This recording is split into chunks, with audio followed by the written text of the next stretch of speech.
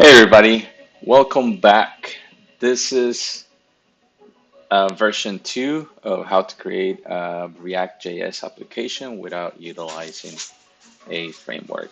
And as the previous item, or as the previous version or tutorial per se, I did an installation of React.js utilizing Gatsby, and that is utilizing one of the frameworks that it is recommended to install with a React.js app.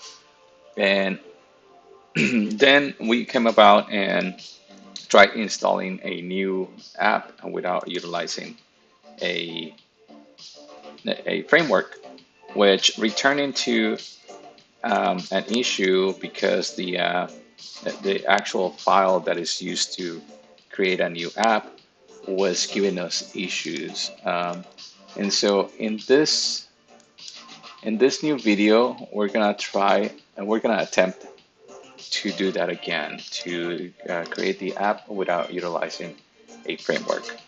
And I went ahead and tested it with a simple test item.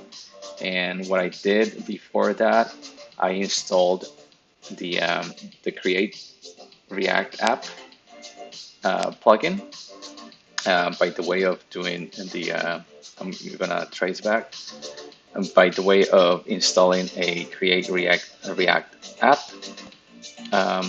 plugin of the version 5.0.1, which is the latest. Before I was doing um, install created app, and then I was typing in latest, but that was not sufficient to do it with.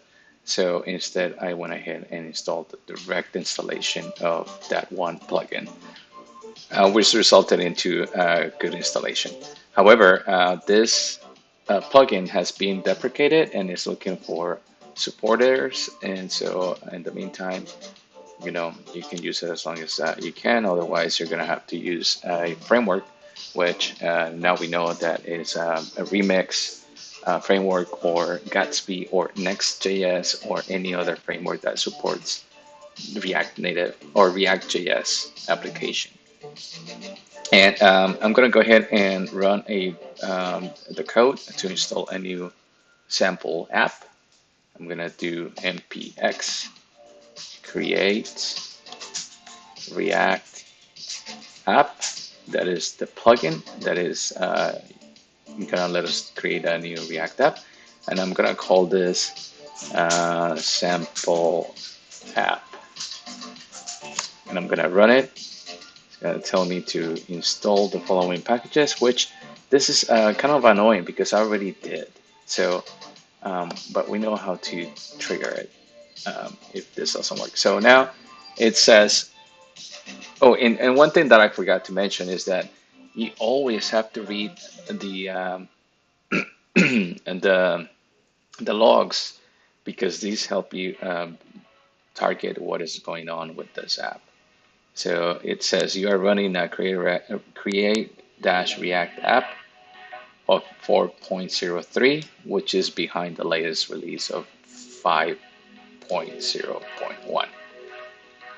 And this is no longer supported global installation, create a React app, blah, blah, blah. We already ran the uninstall globally, so we don't have to do it again. Instead, we're gonna go ahead and install the app with the version 5.0.1.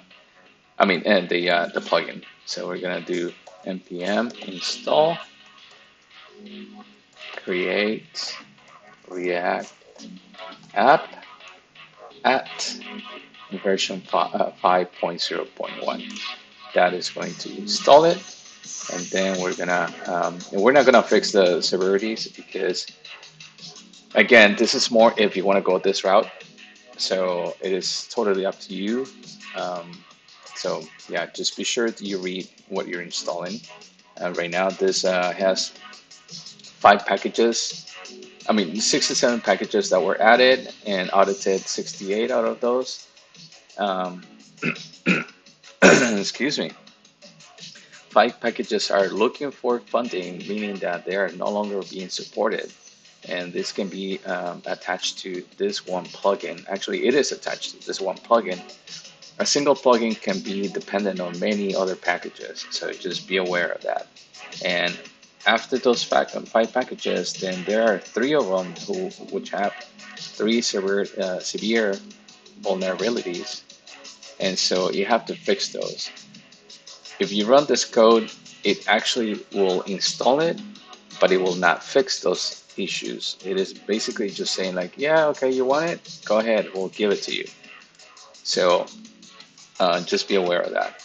And now that it is installed, let's check what was installed. So remember that I decided to call it um,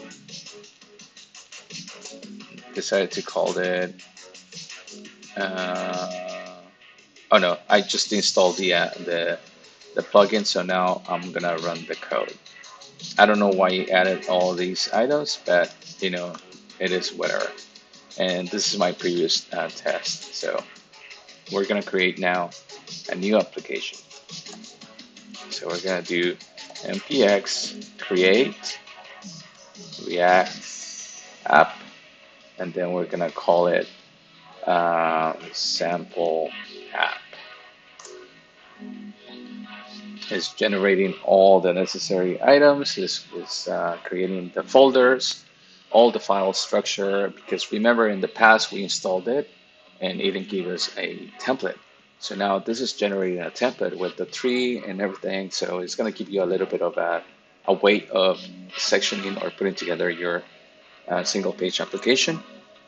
And then it's going to just install all the packages needed to run this thing. And one is this is done, it gives you a success, and then create a sample app at this location. So since we are in the root of, we're in this folder, we're gonna need to go inside of this other folder. So we're gonna do cd sample app, and then we're gonna cd sample app. I misspelled it. So now that we're inside, we're gonna see this folder structure. We have a README file, nodes, modules. Those are the modules attached to the React and any other packages we have listed. That's where they go in. So if you have other plugins dependent on your installation, that's where they will go into. And then the package dash lock.json is the derivative of the package.json after it's being run. Then the public folder, you know that it is part of the development flow, and also your SRC or your source code your source file folder is where all of your development files are at. So we're gonna go ahead and run it before we take a look at the actual code that was generated. And in here, as you can see, it gives you all the ways that you can run your app. So we're gonna go ahead and do the npm start, and that should give us the local host, and now we have created an application without using a framework. So this is now running. This is the actual homepage of the app, and we can verify by minifying that, and then going into the sample folder. We're doing the sample app. So we're going to go into the source folder, index file. So now we see that the React has also installed the React DOM for your routes. And then I created an index CSS file, and then wrapping it into the application, which is in this same directory. These report web vitals. You can use it to trace any issues that you might have, but you can also not use it. Up to you. So now this is all wrapped into the strict mode. Again, to learn more about all these tags and everything, what they mean, strict mode versus other modes. As you can see, it code offers me a little bit of a sample of what it is, um, but you just have to read more about it. I'm not going to go in that as this is not part of the whole video, but you can go ahead and read about it in the React uh, development website. So so we have the app, and then we have the test app, file that you can test everything that you're doing. In this case, it's running a test just to see if the items are running or not. And you can run it by the way of npm test, I believe. And so this runs the test. I believe it's using a um, jest to run everything. So let's run all the tests. It's running the SRC, and you can see that all of them are passing. And then there is a dependency in Babel React that is import the Babel plugin proposal private property in object.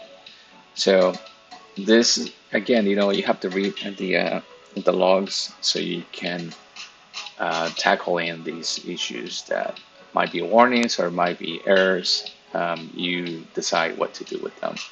If you decide that it's not worth spending a lot of time in tackling the warnings, totally up to you, totally legit.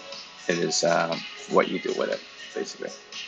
I recommend tackling everything, even the warnings, just to make sure that it is running, your application is running up to speed and without any issues. So, since we ran the test, everything passes and we're done with this. So I'm gonna just kill that since we don't need it, and we're gonna proceed on to the app.js file.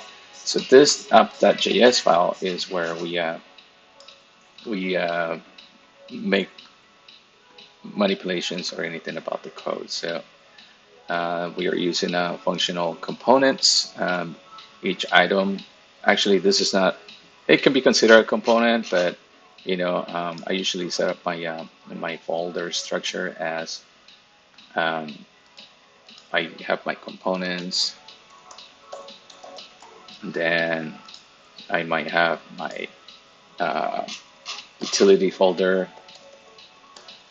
and I might have uh, my screens.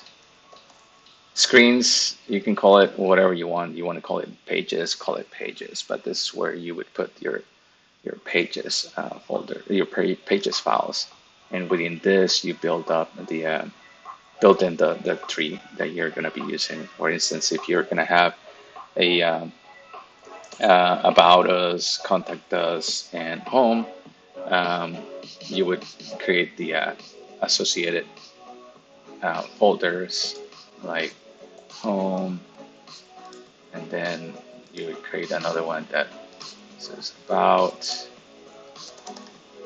and you want to be as atomic as you can, but descriptive at the same time. So you don't want to put anything else. And then contact. And this way, it's easier to know where you're going or where the files are coming from. Because whenever you import them, say that your app.js is app.css is inside the screens home, then you can associate it like that. And there are other ways to not include them like that. I often also create an import that is just going to be an index file. So I would be doing a acquisition by need, meaning that I'll be doing import, and then I'm going to open a bracket, and then I'm going to say, okay, I'm going to need my main CSS, my um, another component from the same location where it's going to be about, and then I'm going to say import, from, and then I'm gonna go into say that I'm hosting everything, or I'm tackling the targeting the home. Then I'm gonna be doing screens, and then I'm gonna be doing home. And inside of home, I would have an index file that imports all of these two components. That way I don't have to do one for each of these items. So just giving you a little bit of, you know, that's what I do, and hopefully you can use it. And then since we are just looking at this page, we're gonna create a const header, and then we're gonna do a function, and we're gonna do const title,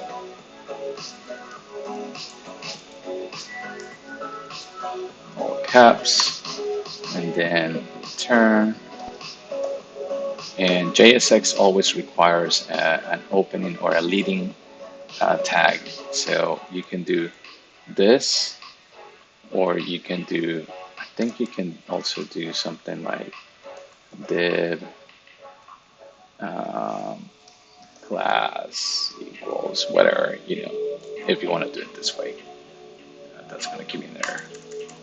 Class, and then it's basically the same thing, but adding a little bit of meaning. And then in here, you would just put your title,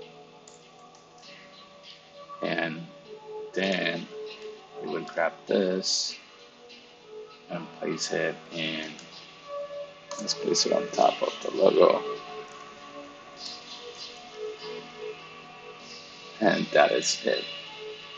So as you can see, it is working, it's set up correctly. Another thing that you are going to need is you're going to have to create a routes folder, and that's where you would tie in the React client. So that is all I have, and that is showing you how to install ReactJS without utilizing a framework. Again, totally up to you how you want to approach your new installation. I recommend you read about everything. If you need to learn Gatsby, go ahead and learn it, or Next.js, you can go ahead and learn it. As we saw, Gatsby is now tying in or merging in with Netlify. And Netlify, one thing that I noticed that whenever we installed Gatsby, it actually asked you if you wanted to pair it, or if you want to install the associated code that for Netlify. And Netlify is a headless CMS. And what we also saw is that Gatsby installs GraphQL. So if you install Netlify as well, you can make the necessary queries to test out your application. And if you're using Next.js, then you create your routes in Next.js, or your API in Next.js that talks over to Netlify. And then Netlify can be tested using GraphQL. And also, I believe Netlify uses Grok, if that's what it's called. Netlify. I think it's Grok, something like that. Let me see what kind of stuff they use. It's basically a schema query. I think it's schema query or something like that. I am not sure. Let's see.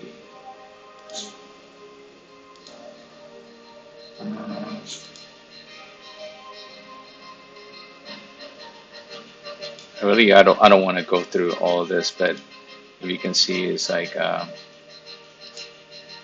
it has a lot of reading to do. Oh, here we go.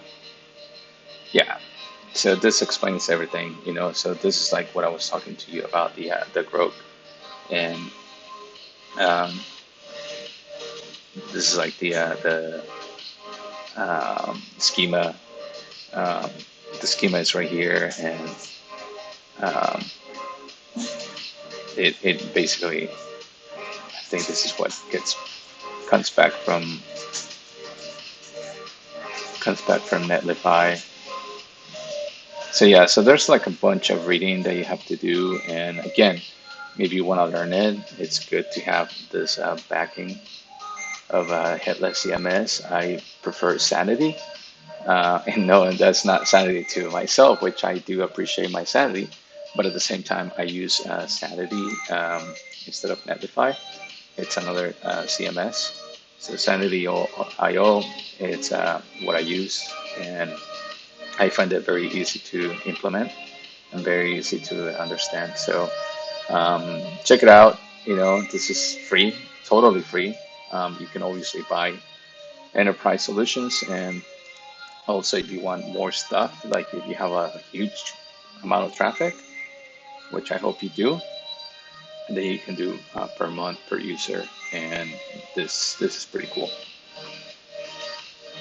So that way, whenever you create your website, you can have it headless, meaning that you can put it anywhere you want. You can create a React app or no, React Native app and utilize this in order to update your changes. At the same time, you can have the changes being applied to your ReactJs application that is going to be more targeted to your website audience. You know, your website that is not required to have an application downloaded from the app stores or anything like that. So you control everything, all your content through this Sanity CMS or content management system. So that is portable, and yeah. So I'm not trying to sell on using this. Again, you can use Netlify or you can use any other CMS that you would like, but it is good to have something along the lines of understanding the process, understanding the concept, and understanding how you can benefit in creating new websites or simply creating sites that will benefit your company. So this is always a plus. This is always like a great to have. And I always benchmark my stuff whenever I'm applying something. I always benchmark it by having a community behind you, because there are times when you have to create something and you pick a random tool that is new and that is hasn't been implemented, is in beta state, and they just released it. So the community is really non-existent. So you want to have somebody to go to in case you have an issue, and then you know um, come back and actually help others, like I'm doing right now. You know, I'm just doing a help tutorial so anybody can benefit from it, and hoping that I can help anybody. And if you have any questions about React in general, let me know. We can figure something out or something, you know. Um, I try to help as many people as possible with React.js and any of the next Next.js, React.js, React Native, um, vanilla JavaScript, PHP, and HTML and CSS. That's basically all I do. Oh, in Docker and um, um Azure pipelines. So, so yeah. So thank you for watching again. We'll see you next time. Have a great rest of the week, and don't be a stranger. Subscribe.